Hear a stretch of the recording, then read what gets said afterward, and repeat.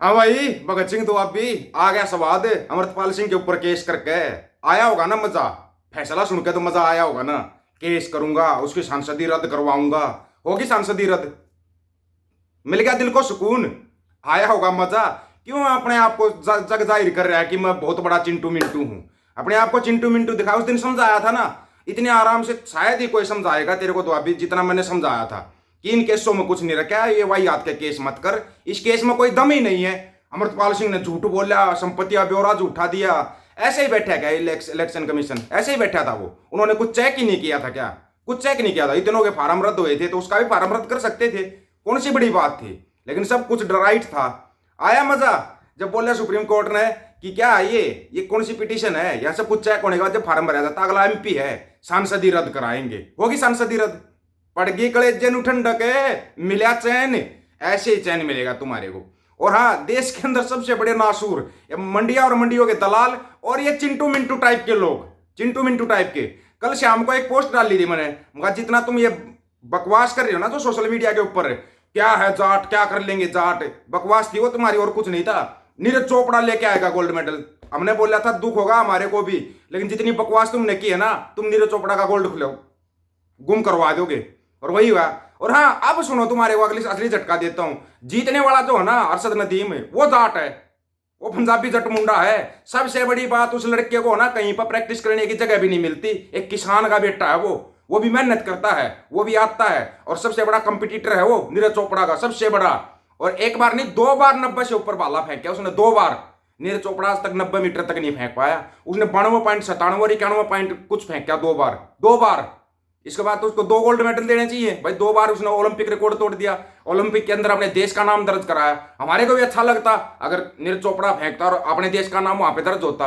लेकिन ये चिंटू मिंटू टाइप लोग है ना, इनको चैन नहीं पड़ता। दिया ना नीरज चोपड़ा की मां ने जवाब तुम्हारे को ठोक कर, ऐसा जवाब दिया अब तुम्हारे को कई रातों तक नींद नहीं आएगी। हिंदू मुसलमान भारत पाकिस्तान कर लो।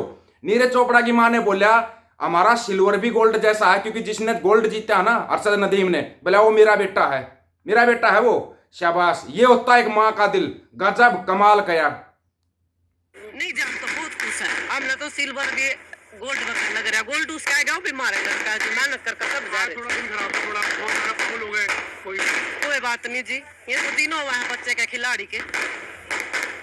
एक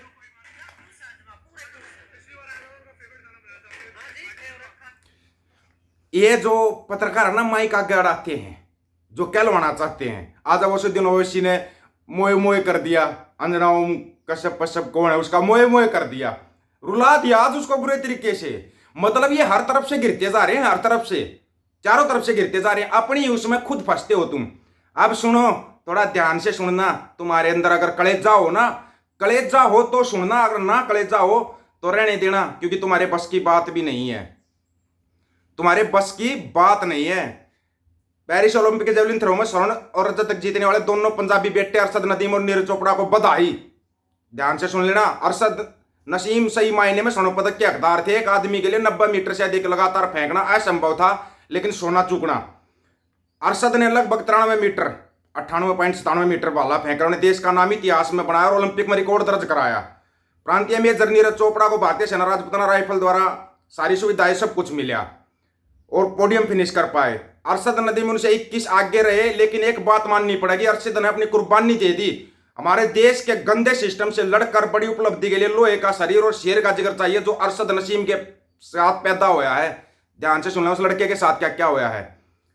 जब अरशद ने टोक्यो ओलंपिक के बाद अपने लिए अच्छा मतलब भाला फेंकने का और मैदान मांगा था, कॉमनवेल्थ, एशियन और वर्ल्ड गेम में मेडल जीतने वाले उस आम किसान लड़के को अपनी तैयारी के लिए विशेष मैदान और उपकरण नहीं मिले।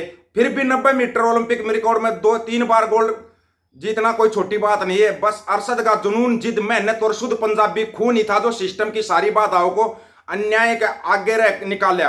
अरशद को कई विदेशों ने कहा कि देश छोड़कर हमारे पास आ जाओ, हम तुम्हारी जान बना दे लेंगे, लेकिन अरशद अपने माँ बाप और मिट्टी को धोखा नहीं दे पाया। जिद्दी तो लगता है, पर सर उठा के जीने वाला, जिसको बोलते हैं ना अणख, अणख से जीने वाला। खेल को ध्यान से देखने वाले खेल प्रेमी इस बात की पुष्टि कर सकते हैं, अरशद नदीम की काया पिछले 5-6 वर्षों में सर्वश्रेष्ठ से बेहतर हुई है। 90 मीटर के पार आराम से भाला फेंकने की तकनीक में उनका सिर हमेशा सीधा, शरीर रहा है, वो अकेला रहता है, जिसकी वजह से सारी ताकत फेंक में लगती है। एक अकेला खिलाड़ी है वो। 32 साल बाद अरशद ने अपने देश के आम लोगों को खुश रहने का मौका दिया। अरशद और नीरज में अभी बहुत खेल बाकी है। इतिहास उठाकर देखिए, पंजाब की शानदार धरती के वीर योद्धा 100 मीटर तक नदी पार ने भाला फेंक कर दुश्मन को हैरान कर देते थे। सिंधिया साथ जनगाते, और ये तो चलो आगे इतिहास की बात हो जाएगी, वो तो तुम्हारे को कहनी चाहिए। लेकिन ये है वो पंजाबी क्या बात भाई, हरियाणा पंजाब वाला ने ठेका ठा रखा है थारे तय मेडल दिवान का, और गुजरात वाला ने ठेका ठा रखा बैंक लूट कर विदेश भागने का। सबसे ज्यादा पैसा गुजरात वालों को दिया जाता है। क्यों क्यों दिया जाता है, ये सोचने वाली बात है। वो सबसे ज्यादा बैंक लूट कर भागने में उनका गोल्ड मेडल। असल में सही मायने में अगर फेंकने वाला भेजा जाता ना, तो वहां पे इतनी लंबी फेंक देता, ओलंपिक वर्ल्ड रिकॉर्ड सब ध्वस्त हो जाते। और फिर गोदी मीडिया ने तो 4 कदम आगे चली जाती। गोदी मीडिया 4 कदम आगे। इनका ना बस यहीं पे इनको एक दिक्कत है, बहुत बड़ी दिक्कत। जीत कर भी हार गए अरशद नदीम, जीत कर भी हार गए। क्यों पता है इसके पीछे का उन्होंने क्या कहा? वो अरशद नदीम से ज्यादा दूर फेंकने वाले थ्रोअर और भी बहुत रहे हैं। अरे वो अलग बात हो गया ना, ओलंपिक में रिकॉर्ड बना दिया। अरशद नदीम ने 92.97 मीटर दूर जेवलिन फेंक क्या गोल्ड जीता। ये सच में बहुत बड़ी जीत है। लेकिन आपको ये जानकर हैरानी होगी कि इससे ज्यादा दूरी कई खिलाड़ियों ने तय की है। ऐसे तो पिछली बार कुछ 86 मीटर कुछ फेंक का भी गोल्ड मेडल ले गया था नीरज चोपड़ा। मतलब बगैर सिर पैर की बातें करने वाली मंडिया। सबसे ज्यादा दूरी तय करने का वर्ल्ड रिकॉर्ड चेक रिपब्लिक के यान जेलेज्नी के नाम है, जिन्होंने 25 मई 1996 को 98.48 मीटर दूर भाला फेंका वर्ल्ड रिकॉर्ड बनाया था। उससे भी ज्यादा दूर कई खिलाड़ियों ने फेंका। मानते हैं फेंक क्या है, फेंक क्या है मानते हैं। लेकिन वो इतिहास की बात होगी ना, वर्तमान में क्या होया। वर्तमान अगर दिन अच्छा होता नीरज चोपड़ा का, तो नीरज चोपड़ा भी हो सकता 100 तक भी फेंक देता, 100 तक भी चला जाता नीरज चोपड़ा का। गेम है ये, गेम को तुम गेम के हिसाब से देखना नहीं चाहते। तुम उसमें भी हिंदू मुसलमान ढूंढते हो। तुम उसमें भी ना सिख हिंदू मुसलमान क्रिश्चियन फलाना ढिमकाना। 140 करोड़ की आबादी है, गोल्ड मेडल के लिए तरस गई। एक गोल्ड मेडल के 2 सारी सुविधाएं दो हरियाणा पंजाब के खिलाड़ियों को। अगर ना गोल्ड आए ओलंपिक में तो गारंटी अगर ना गोल्ड आए तो, या गंदी राजनीति ना हो तो गोल्ड था हरियाणा का, विनेश फोगाट का गोल्ड था। क्यों कह रहे हैं इस बात को पता है?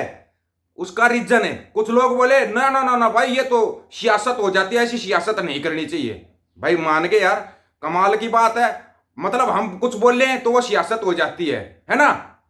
अब सुन लेना ध्यान से, तुम्हारे लिए 1-2 मिनट में बता देता हूं। नई दिल्ली, बजरंग पुनिया और विनेश फोगाट ने दिल्ली हाईकोर्ट में एक याचिका दाखिल की है, जिसमें भारतीय कुश्ती संघ के अध्यक्ष संजय सिंह, जोधपुर सांसद ब्रजभूषण शरण सिंह के करीबी हैं, उन पर गंभीर आरोप लगाया है। प्रस्तुत अधिवक्ता ने आरोप लगाया कि भारतीय कुश्ती संघ के अध्यक्ष के रूप में उनका निर्वाचन रद्द होने के बाद भी वह पेरिस ओलंपिक खेल गांव में मौजूद थे और अनाधिकृत रूप से फोगाट के भविष्य का फैसला कर रहे थे। विनेश फोगाट की ओर से प्रस्तुत अधिवक्ता ने संजय सिंह पर साजिश रचने का भी आरोप लगाया। फिलहाल दिल्ली हाईकोर्ट याचिका सुनवाई कर रही है। दिल्ली हाईकोर्ट में मामला है, पहले चेक किया करो, बाद में थोपड़ा खोल दिया करो। चिंटू मिंटू कहीं के, तुम रहोगे तो वही रहे जो तुम्हारे को कहता हूं ना, तुम मतलब ना, तुम रहोगे वही के वही, रहोगे वही के वही। मत टक्कर लो, ये एक डीएनए अलग टाइप का है। इस डीएनए से तुम टक्कर नहीं ले सकते। ये डीएनए हमारा खास है, जो खुद बैठ के ना कालपुरुष ने बड़ी तसल्ली से बनाया डीएनए। आप लोगों की क्या राय है इसके बारे में? अपनी राय देना दोस्तों, आपकी राय का इंतजार रहेगा। सभी साथियों को राम राम, नमस्कार, आदाब, सत श्री अकाल। वीडियो को ज्यादा से ज्यादा शेयर, चैनल को सब्सक्राइब और बेल आइकन को जरूर दबाना दोस्तों। ऑफिशियल दीपक फौजी यूट्यूब चैनल, बात हक और सच की करेंगे, हक सच की बात हम करेंगे। वीडियो को शेयर करने की जिम्मेवारी आप लोगों की। गज के आखो, वाहिगुरु जी का खालसा, वाहिगुरु जी की फतेह।